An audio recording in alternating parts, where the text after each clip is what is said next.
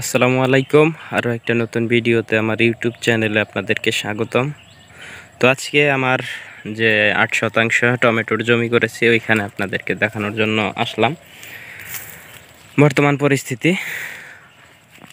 তো দীর্ঘদিন বৃষ্টি যাওয়ার পরে আজকে একটু বৃষ্টি কম, তো সেই কারণে আজকে আমার প্রজেক্টে ঘুরে ঘুরে দেখলাম যে বর্তমান পরিস্থিতি খুব ভালোই আছে এখন পর্যন্ত টমেটো গাছ। এই যে আমি আপনাদেরকে দেখানোর চেষ্টা করি, গাছগুলা কিন্তু মাটিতে লেগে গেছে অলরেডি। তো এই গাছগুলো আপনারা জানেন যে আমি কিনে এনে তারপর লাগিয়েছি আমার প্রজেক্টে চারাগুলা। তো বর্তমান পরিস্থিতিতে আসলে মালচিংয়ের বিকল্প কিছু নেই। বর্তমানে যে আবহাওয়া চলছে এতে করে মালচিং পেপার দিয়ে চাষাবাদ না করলে কিন্তু টিকে থাকা বড় দুষ্কর হয়ে পড়েছে, কারণ এখন বর্তমানে আবহাওয়া খুবই বিরলভাবে চলছে। এই বৃষ্টি, এই রোদ, আসলে এখন বর্তমানে বাংলাদেশের আবহাওয়া খুবই খারাপ চলছে। কারণ এখনকার দিনে এখন কিন্তু আসলে শীত পড়ে যাওয়ার কথাই, এই বৃষ্টিটা না হওয়ারই কথা ছিল। তো বর্তমান পরিস্থিতিতে সামনে আরও ভয়াবহ পরিস্থিতি অবলম্বন করতে হবে মনে হচ্ছে, কারণ মনে হচ্ছে যে ঘূর্ণিঝড়েরও আশঙ্কা আছে বাংলাদেশে, এবং কি আবারও সামনে বৃষ্টি আছে 5-7 দিন। তো এতে করে আসলে কৃষি সেক্টরটা টিকে রাখা খুব কষ্টসাধ্য হয়ে যাচ্ছে আমাদের পক্ষে। এই যে আপনারা দেখতে পাচ্ছেন গাছগুলোর বর্তমান পরিস্থিতি, এত বৃষ্টি, এত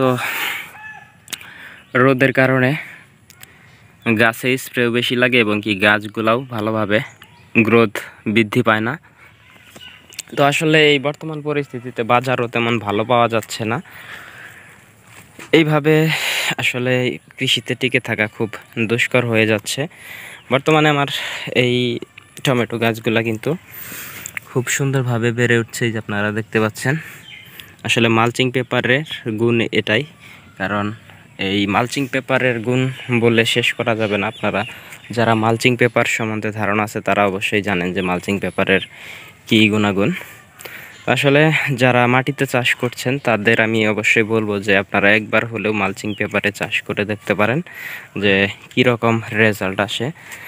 আসলে দুর্দান্ত রেজাল্ট পাওয়া যায় মালচিং পেপারে, এটা আমি আসলে বলে শেষ করতে পারবো না, কারণ আমি নিজেও কিন্তু মাটিতে চাষ করতাম। আমি কিন্তু মালচিং পেপারে আসার পর থেকে মাটির চেয়ে অনেক গুণ বেশি ফলন পাই এই মালচিং পেপারে, এবং কি সার ব্যবস্থাপনাও খুব কম লাগে, কীটনাশক খুবই কম লাগে, কারণ আগাছা জমিতে থাকে না। আগাছা থাকলেই কিন্তু বিভিন্ন রোগবালাই জমিতে চলে আসে। তো মেন কথা, আগাছা থাকা যাবে না জমিতে। আগাছা থাকলে কিন্তু রোগবালাই বেশি হবে, গাছের গ্রোথ ঠিকঠাক মতো হবে না। তো যাই হোক, আমার বর্তমানে টমেটো গাছগুলা খুব সুন্দরভাবে বেড়ে উঠতেছে। কিছু কিছু টমেটো গাছ এই যে মারা গেছে। আসলে টমেটো গাছ মারা যাওয়ার কারণ প্রচণ্ড পরিমাণ বৃষ্টি হচ্ছে, গোড়ায় পচন লেগে কিছু কিছু গাছ মারা যাচ্ছে। তো বর্তমানে আমি এখানে প্রায় 600 চারার মতো এখানে লাগিয়েছি কিনে এনে। আর এইখানে আমার বাড়ির যে চারাগুলো ছিল বড় হয়ে গেছিলো, আমি আপনাদেরকে বলেছিলাম, তো ওইগুলা লাগিয়েছিলাম এই পাশটাতে। এই পাশটাতে যে বাড়ির চারা লাগিয়েছিলাম ওইগুলা বেশি মারা গেছে, এই যে আপনারা দেখতে পাচ্ছেন। এগুলা আবার কিছু কিছু গড়া দিতে হবে, কারণ বাড়ির চারাগুলা শিকড় অতটা ভালো হয়েছিল না, এবং কি বড় হয়ে গেছিলো চারাগুলা, এই কারণে আর কি চারাগুলা বেশি টিকতেছে না। বেশি বৃষ্টি হলেই চারাগুলা গোড়া পচন লেগে মারা যাচ্ছে। তো আমি এইখানে বাহাবলী জাতের টমেটো লাগিয়েছি। আপনারা যারা আগাম টমেটো চাষ করতে চাচ্ছেন এখনই সময়, তারা লাগিয়ে ফেলতে পারেন, কারণ আগাম টমেটো চাষ করতে গেলে অবশ্যই মালচিং পেপার দিয়ে লাগাবেন। আর মালচিং পেপার দিয়ে না লাগালে বেড করে লাগানোর চেষ্টা করবেন। মালচিং পেপার যাদের সাধ্য আছে তারা অবশ্যই মালচিং পেপার দিয়ে চেষ্টা করবেন অবশ্যই। তো আমি এইখানে আবার কিছু চারা ক্রয় করে তারপরে এখানে আবার লাগিয়ে দেওয়ার চেষ্টা করব, কারণ এই বছর আসলে কৃষিতে টিকে থাকা খুবই দুষ্কর হয়ে যাচ্ছে। দিন যাচ্ছে আর ভয়াবহ পরিস্থিতির সম্মুখীন হতে হচ্ছে। এত টাকা খরচ করে আসলে উঠানো খুব কষ্টসাধ্য হয়ে যাচ্ছে। এত পরিশ্রম করে, এত কষ্ট করে ফসল ফলিয়ে ওইটার যদি দাম না পাওয়া যায়, তাহলে এই কৃষি সেক্টর থেকে আসলে মনটা উঠে যায়, এবং কি কৃষি ছেড়ে দিতে ইচ্ছা করে। তো এখন বর্তমানে এত কষ্ট করে জমিটা উঠাচ্ছি, হয়তো দাম পাওয়ার আশায়। দেখা যাক, আল্লাহ ভরসা। সামনে কিন্তু আসলে খুব ভয়াবহ পরিস্থিতির সম্মুখীন হতে হবে মনে হচ্ছে। প্রায় সামনের মাসের 2 তারিখ থেকে 8 তারিখ পর্যন্ত আবার বৃষ্টি আসছে, বৃষ্টি বলা স্পিড।